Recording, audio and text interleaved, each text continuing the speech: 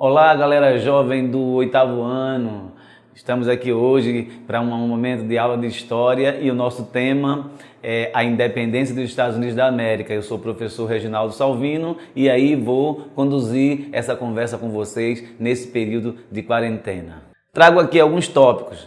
O fim do século XVIII, 13 colônias britânicas da América do Norte firmaram sua declaração de independência e enfrentaram a opressão da metrópole pegando em armas. Essas colônias foram constituídas a partir de revoluções e conflitos políticos e religiosos que abalaram a Inglaterra no século XVI e XVII, como a Reforma Protestante e a Revolução Gloriosa. Colonos fugindo dos conflitos e da perseguição religiosa se fixaram na costa leste da América do Norte, aproveitando-se dos desgastes espanhol, que era a detentora daquelas regiões pelo Tratado de Tordesilhas. Estas colônias se estabeleceram de forma muito específica, se adequando às condições climáticas de cada localidade, de cada região. As que se estabeleceram na costa leste criaram um sistema de desenvolvimento interno com a agricultura, a indústria e comércio. As que se estabeleceram ao sul, em climas mais tropicais, se voltaram para a agricultura em larga escala, baseada na mão de obra escrava para a exportação, a monocultura, semelhante ao que acontecia no Brasil e em parte da América do Sul.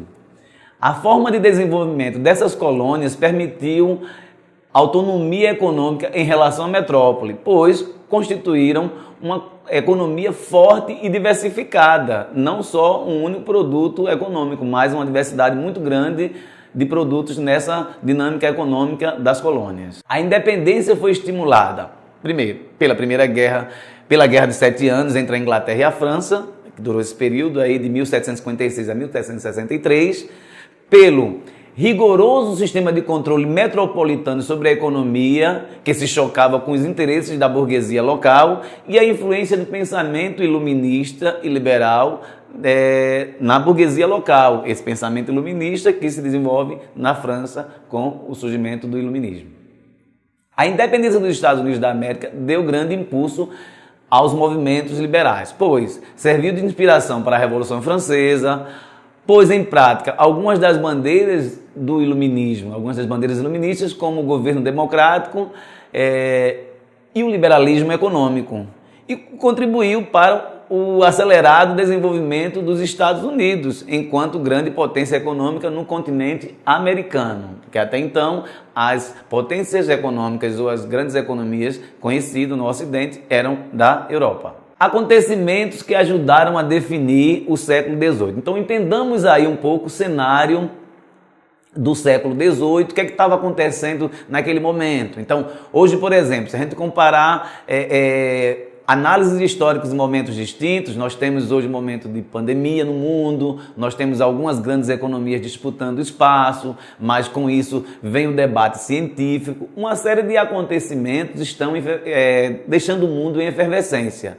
Na ocasião também, o século XVIII, ele também tem suas características nessa efervescência. Então, o século XVIII, a partir de 1701, foi marcado por grandes acontecimentos no mundo ocidental. O absolutismo foi a forma de governo que dominava as monarquias europeias no período. A América estava dividida em domínios inglês e francês ao norte, posteriormente denominada de América Anglo-Saxônica, e domínio português e espanhol ao sul, a partir do México até a Patagônia chilena e Argentina, que foi denominada da América Latina. Os Estados Unidos da América eram 13 colônias inglesas na América do Norte. O sistema capitalista estava baseado no mercantilismo que foi impulsionado pelo comércio marítimo. Então, tudo isso está em dinamismo no século XVIII.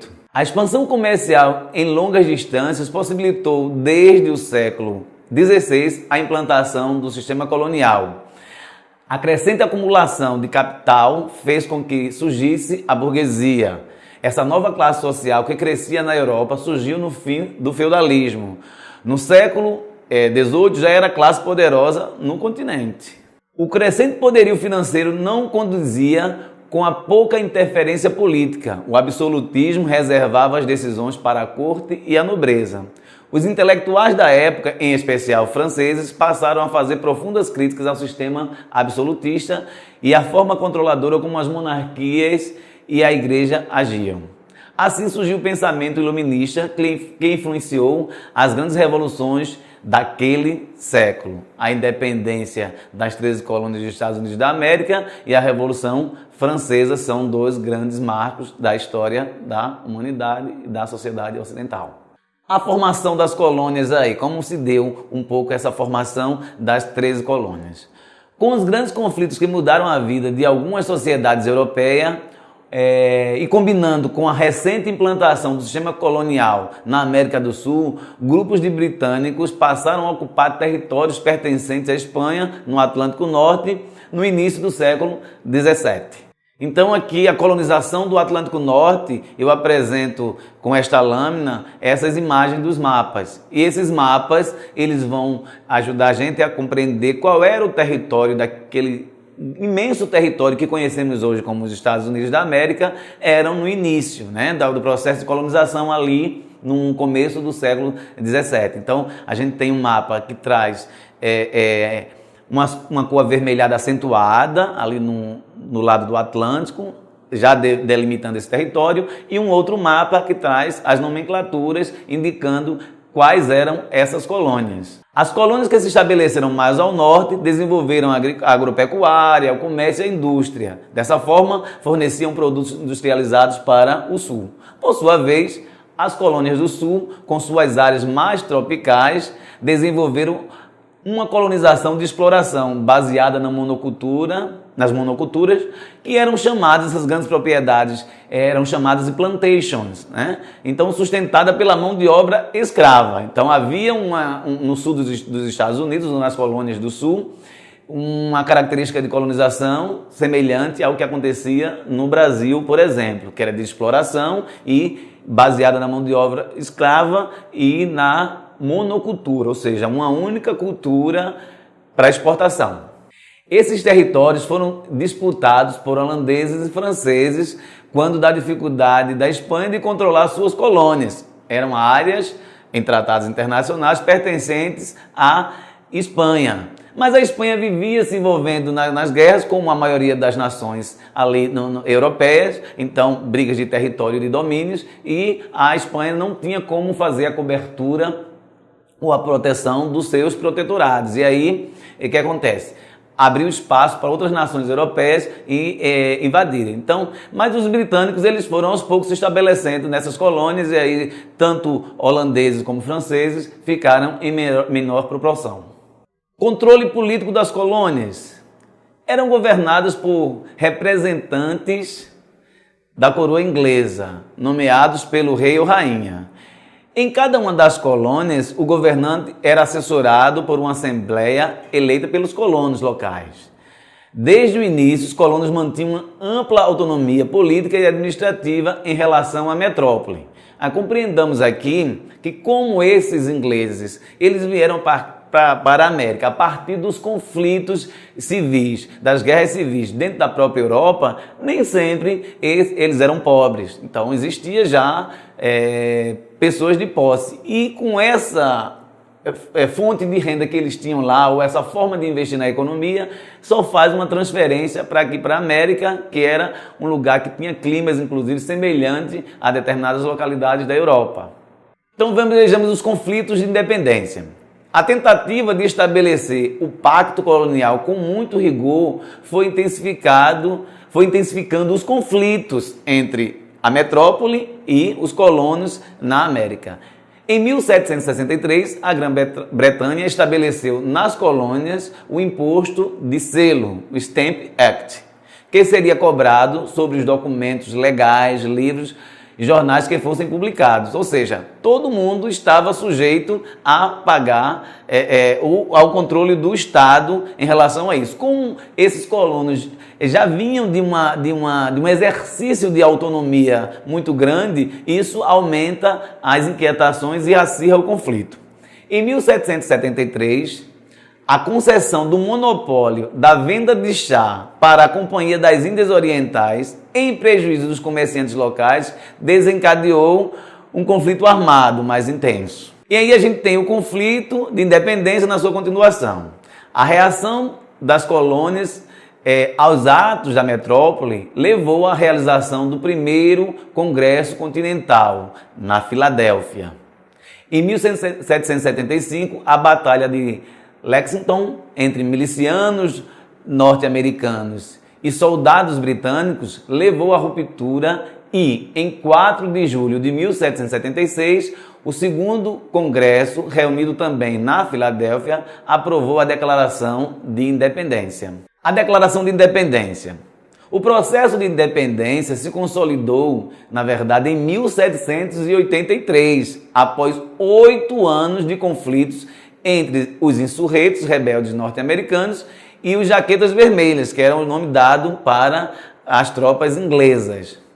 Os norte-americanos foram comandados por um rico fazendeiro do estado da Virgínia, o George Washington. George Washington futuramente vai ser o primeiro presidente dos Estados Unidos. O combate se deu contra os legalistas, as tropas britânicas e os indígenas, ou seja, os colonos eles tinham várias frentes de batalha justamente por questões do processo de colonização. Então, os indígenas, por exemplo, eles se aliaram aos britânicos devido às suas terras terem sido invadidas pelos colonos. Então, quando a gente assiste os filmes de faroeste, por exemplo, hoje nem tanto porque não se produz como se produzia no passado, mas os filmes de faroeste, eles trazem um pouco esse cenário de expansão territorial dos colonos ingleses na América para as terras dos povos indígenas, os apaches, por exemplo. Mudanças ocorridas com a independência. Então a gente precisa também refletir sobre cada assunto, cada conteúdo de história que a gente estuda, qual a importância dele, o que marcou ele naquele momento, quais as contribuições que aquele conteúdo traz para a história da humanidade e para nossas vidas, porque direta ou indiretamente nossas vidas terminam sendo influenciadas por esses momentos históricos. Então, a Declaração de Independência proclamou um conjunto de direitos que foram ratificados na Revolução Francesa. Então, o pensamento liberal, né, a filosofia ali iluminista surgida também aqui no século XVIII na França, vai influenciar profundamente o pensamento ocidental. E aí, no caso, as colônias da América, dos Estados Unidos, a colônia dos Estados Unidos da América pertencente à Inglaterra, elas também vão ser influenciadas pela filosofia iluminista e pelo pensamento liberal na economia, tendo em vista que uma parcela da burguesia comercial que se instalou aqui, que se instalou na América do Norte, elas tinham esse desejo do liberalismo econômico, ou seja, um enfrentamento ao monopólio da coroa, porque o sistema colonial ele estabeleceu um monopólio rígido da metrópole sobre as colônias. Era o que acontecia no Brasil em relação a Portugal, por exemplo. A Constituição Americana de 1787 estabelece o federalismo e o presidencialismo. Então vejamos, a Europa no século XVII e no século XVIII e até o século XIX viviam sobre o peso das monarquias. Então a forma de governo eram as monarquias. E o iluminismo já previa, os teóricos do iluminismo que discutiam o Estado, a organização política das sociedades, já discutiam a superação do absolutismo, né, e das monarquias, pensando em sistemas mais democráticos, onde os governantes pudessem ser eleitos. Então, isso estava presente nos ideais iluministas e os Estados Unidos, na sua independência, conseguem colocar isso em prática, criando um sistema federalista, ou seja, um acordo entre estados para a governança. Então, os estados não se sobrepunham um ao outro. Então, no Brasil, nós tivemos um estado central muito forte. Então, o imperador Pedro I e II, eles tentavam manter um controle muito rígido do Estado. Então, quando acontece a Revolução Americana, que é outro nome dado a ela, nós temos aí uma nova forma sendo implantado, nova forma de governo sendo implantada. Então, o federalismo que estabelece essa partilha do poder, né, uma maior democratização do poder, ele fica mais descentralizado porque os estados eles passam a ter pesos específicos na política, e o presidencialismo, que substitui as tradições monárquicas da Europa. Então, esse pensamento, esses elementos da filosofia iluminista e do pensamento liberal vão influenciar profundamente os americanos do norte no processo de independência. E isso vai servir de base para o mundo. Hoje a gente não consegue imaginar no mundo ocidental muitas monarquias. Existem muitas monarquias, algumas seculares, é verdade, mas a maioria dos países no Ocidente e até no Oriente vivem sob o sistema republicano e muitas vezes presidencialista ou parlamentarista. Mas isso foi influência do iluminismo, da Revolução Americana e da Revolução Francesa. E aí eu trago algumas questões para a gente refletir o tema e deixo aqui desde já a dica para que vocês possam acessar a internet, buscar os livros que o Estado disponibilizou nos últimos anos e estudar um pouco, já que nesse período de pandemia que nós estamos em casa, vamos aprofundar o conhecimento sobre o tema. E trago algumas questões para a gente fortalecer um pouco essa compreensão. Primeiro, quais os modelos de colonização que podemos identificar entre as 13 colônias britânicas da América do Norte? Então, a resposta para isso aí é que as colônias que se estabeleceram mais a norte, aí, elas mais próximas do clima mais temperado, baixa temperatura, mais próximo das temperaturas do continente europeu, da Inglaterra, criaram uma economia diversificada. Então, a indústria se implantou ali, um comércio diversificado de mercadorias e também uma agricultura diversificada. Isso vai fazer com que a economia dessas colônias sejam mais dinâmicas e elas vão fornecer produtos para as do sul. Essas colônias do sul, elas se baseiam na monocultura, geralmente de produção de fumo, de arroz e que tinham peso na mão de obra escrava, semelhante ao tipo de colonização que se deu no Brasil.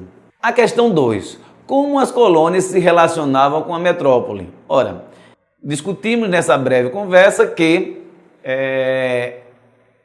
elas mantinham uma grande autonomia, porque criavam um dinamismo econômico próprio. Então não criava essa dependência da metrópole, de escoamento de produtos e a volta de pouco dinheiro, como acontecia com o Brasil. Então os colonos das 13 colônias do norte, eles criaram um dinamismo interno e ao longo do tempo eles garantiram uma grande autonomia em relação à metrópole, a Grã-Bretanha. Então tem até a questão 3. Indique 3 fatores que influenciaram a independência das colônias britânicas na América. Então eu posso começar do meio para o fim, que é citando aí a influência do pensamento iluminista e liberal. Isso aí é uma questão. A outra questão que vai influenciar é o rigor do controle dentro do pacto colonial que a Inglaterra tentava estabelecer sobre suas colônias. E aí, os atos que foram implantados pelo governo britânico terminou criando um acirramento local e a autonomia econômica muito grande que existia nessas colônias. Então, são alguns dos fatores que a gente pode citar. A questão 4. Qual a relação entre a independência dos Estados Unidos e a Revolução Francesa? Ambas foram frutos do iluminismo e do liberalismo. Só que a Revolução Americana, ela aconteceu primeiro e serviu de referência para a Revolução Francesa. E a última questão, a quinta, uma contribuição da Revolução Americana para a humanidade. Eu citei ainda há pouco e vou citar novamente, por exemplo, a implantação dos sistemas federalistas e do presidencialismo, que era um ideal do iluminismo, mas que a Revolução Americana consegue pôr em prática. E o sistema presidencialista, ele transformou a forma de governar em boa parte do mundo. Então, isso foi uma contribuição fundamental para a humanidade. E aí, fica o meu abraço para vocês e na próxima aula conversaremos sobre mais temas interessantes de história. Até a próxima!